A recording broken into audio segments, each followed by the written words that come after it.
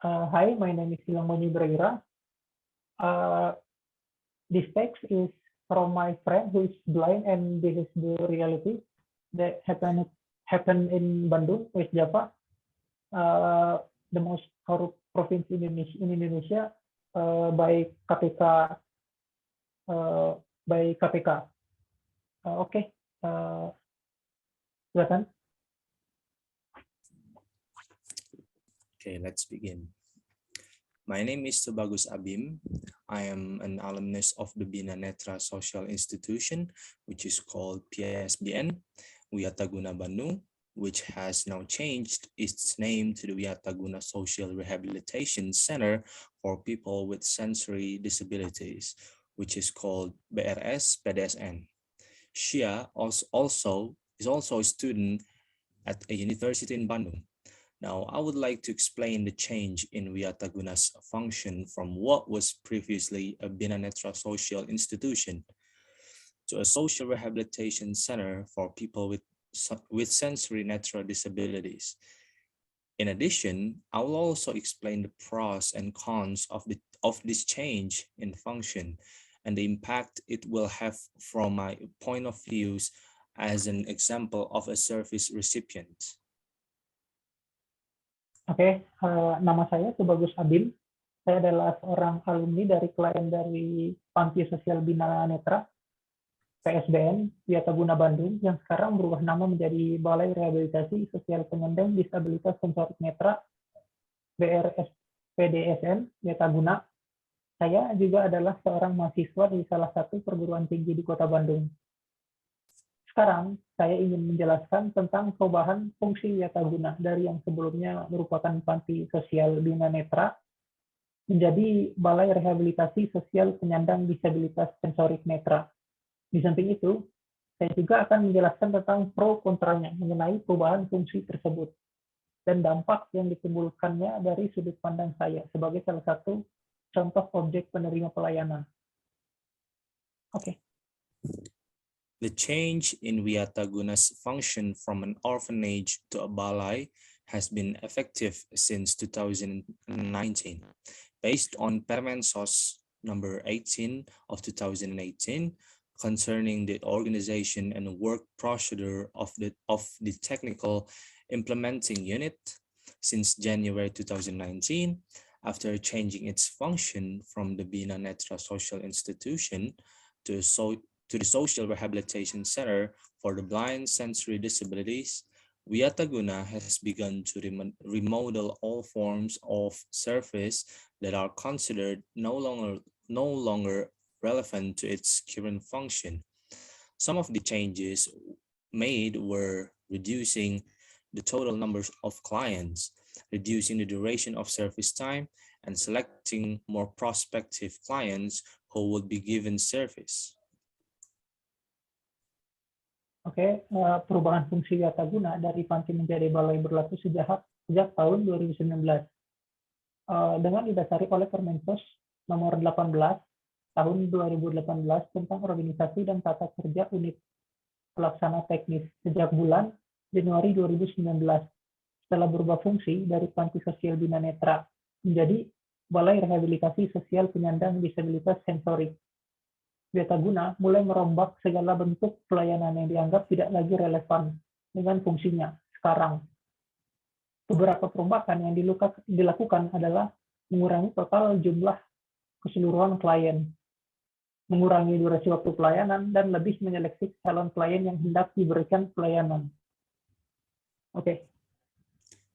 Due to the effects of this change in Wiataguna's function, many clients who were previously able to receive services at Wiataguna had to be sent back to their respective homes because they were deemed no longer eligible for service by Wiataguna. Many of these clients are blind children who are currently studying at school or college. Disebabkan dampak-dampak yang dihasilkan oleh perubahan fungsi Wiataguna tersebut, banyak klien yang sebelumnya masih bisa menerima pelayanan di Wiataguna terpaksa harus dipulangkan ke rumahnya masing-masing karena dianggap tidak lagi memenuhi kriteria untuk diberikan pelayanan oleh Wiataguna. Banyak di antara klien-klien tersebut adalah anak-anak tunanetra yang sedang mengenyam pendidikan di bangku sekolah, maupun yang sudah berada di perguruan tinggi. Oke. However, even though Wiataguna has sent termination letters for children who are no longer able to receive services from Wiataguna, blind children who are currently school and college students have decided not to leave Wiataguna.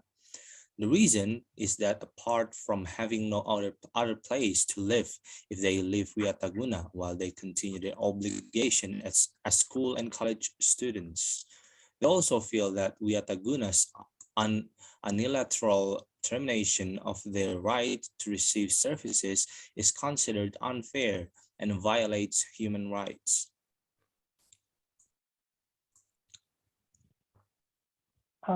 Namun, meskipun Wiataguna telah melayangkan surat terminasi bagi anak-anak yang tidak lagi bisa menerima pelayanan dari Wiataguna, anak-anak tunanetra yang berstatus sebagai pelajar sekolah dan perguruan tinggi yang ada kompak memutuskan untuk tidak pergi meninggalkan Wiataguna.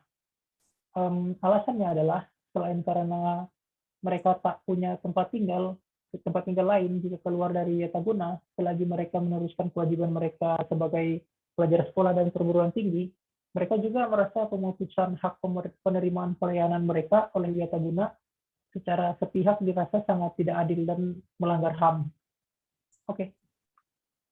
Throughout 2019, these schools and college students continued to sue for the restoration of their rights to receive services at Wiataguna. They also sued that the Minister of Social Affairs Regulation number 18 of 2018, which is the root cause of the emergence of this conflict, to be revoked. Throughout that year, their status as clients at Wiataguna was tossed around. This has resulted in many schools and college students losing their rights as Wiataguna clients.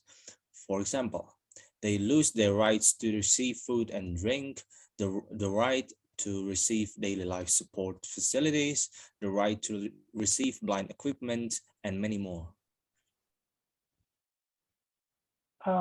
Sepanjang tahun 2019, para pelajar sekolah dan perguruan tinggi ini terus berusaha menggugat untuk dipulihkannya kembali hak mereka dalam menerima pelayanan di Wiataguna.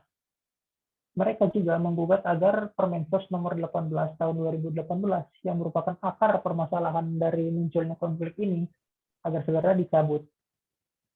Sepanjang tahun itu, status mereka sebagai klien di Wiataguna diombang-ambingkan. Hal yang mengakibatkan para pelajar sekolah dan perguruan tinggi ini banyak kehilangan hak mereka sebagai klien Wiataguna. Misalnya, mereka kehilangan hak menerima jatah makan dan minum, hak menerima jatah fasilitas, penunjang kehidupan sehari-hari, dan hak menerima jatah perlengkapan ketunanetraan, dan masih banyak lagi. Oke. At its peak in 2020, Wiataguna carried out expulsion to college students. This expulsion was carried out quite forcefully, in which Wiataguna also involved the local police. After these college students were expelled from Wiataguna, they then responded by sleeping on sidewalk in front of Wiataguna. This action lasted for 1 week and was enough to invite sympathy from many Indonesian people.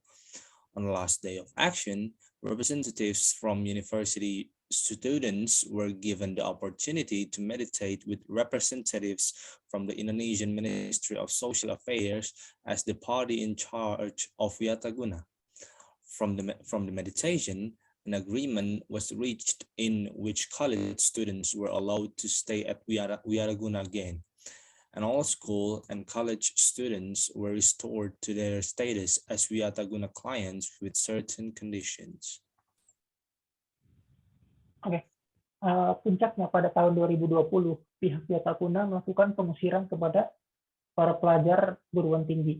Pengusiran ini dilakukan secara cukup memaksa, di mana Wiataguna turut melibatkan pihak kepolisian setempat. Setelah para pelajar perguruan tinggi ini disuruh keluar Wiataguna, mereka lalu membalas dengan melakukan aksi tidur di trotoar jalan depan Wiataguna Aksi ini berlangsung selama 1 minggu dan cukup mengundang simpati dari banyak masyarakat Indonesia. Di hari terakhir mereka melakukan aksi ini, perwakilan dari pelajar perguruan tinggi diberikan kesempatan untuk bermediasi bersama perwakilan dari Kementerian Sosial RI, selaku pihak yang membawahi Wiataguna. Dari mediasi tersebut, tercapai kesepakatan di mana para pelajar perguruan tinggi dibolehkan lagi tinggal di Wiataguna dan seluruh pelajar sekolah perguruan tinggi kembali dipulihkan statusnya sebagai klien Wiataguna, tapi dengan syarat-syarat tertentu.